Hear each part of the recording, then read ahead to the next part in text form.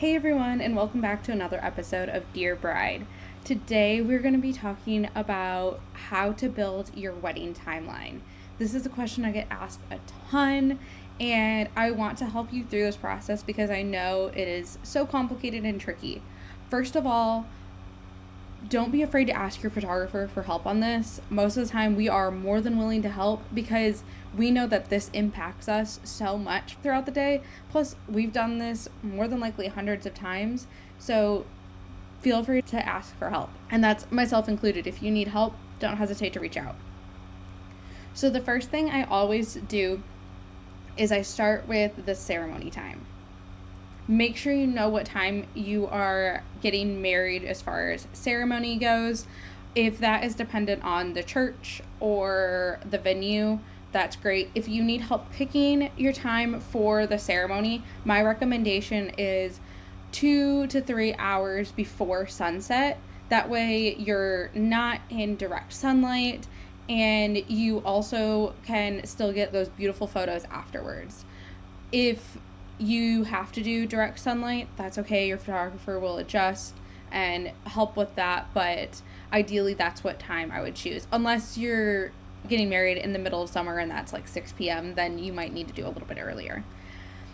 The next thing I would consider when making your timeline is, are you going to do a first look or not? If you're going to do a first look, you need more time before the ceremony. If you are not doing a first look, you need more time after the ceremony. So just keep that into consideration when you're building your timeline. The third thing that I would take into consideration while building your timeline is, what time do you have to enter the reception? A lot of venues will say like, hey, this is what time you're entering the reception, and you just go with it. Sometimes they don't care and they're like, whatever you guys want to do, like, we're here for it, like, just let us know what your plans are. So typically, I recommend, like, if they don't tell you what time you're entering, I recommend doing an hour after the ceremony ends. So if you're getting married at 4 o'clock, your ceremony is typically going to be 30 minutes long. So 4:30, and so then you would enter the reception at 5:30. And then usually that means dinner's at like 6. So I hope that helps there. And then now we're going to work backwards from the ceremony time. If you are having a first look, my recommendation is to do the first look about 2 hours before the ceremony. This way you have enough time to get all of your portraits done ahead of time that you want to get done.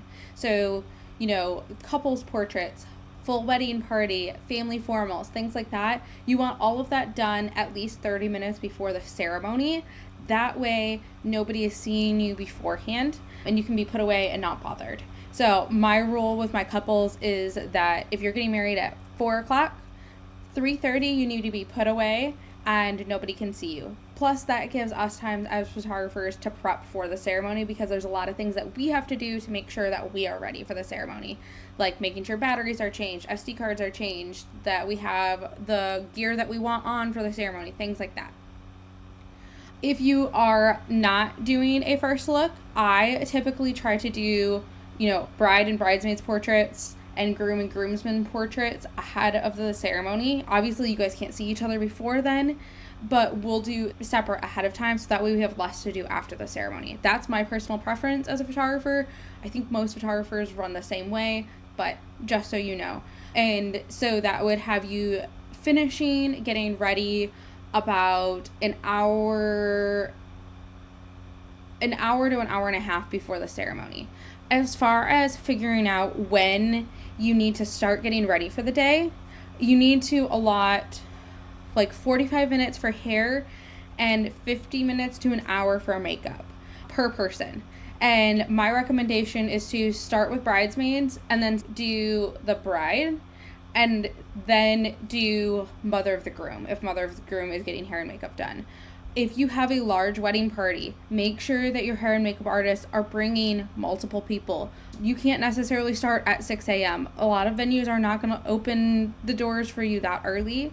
So make sure that you plan accordingly with your makeup artist. If you have probably over 5 people, there needs to be at least 2 people there for this. And if a hair and makeup tells you differently, I would question it and talk to your coordinator at your venue to see what they have to say, because a lot of times you need the extra people and the extra hands there. Most weddings that I shoot, there's at least 2 people there helping. One can be doing hair, one can be doing makeup, and then you swap people.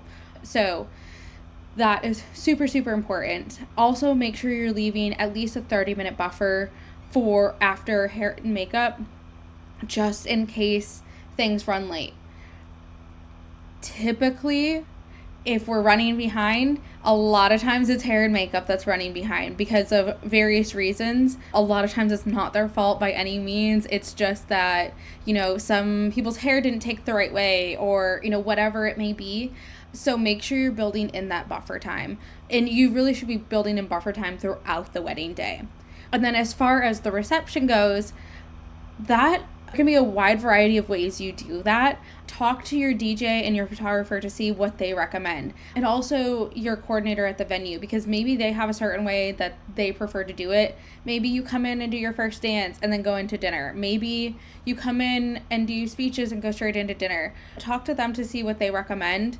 But they will guide you through that based on timeline and different things that are happening throughout the reception. The reception is more flexible than the rest of the day. I always say that we're just going with the flow on the reception. We need to know order of events, but we don't necessarily need to know exactly what time things are happening. I hope this is super helpful for you guys as far as figuring out timeline for your wedding day. If you have any questions, don't hesitate to reach out, and I will talk to you soon. Bye, guys.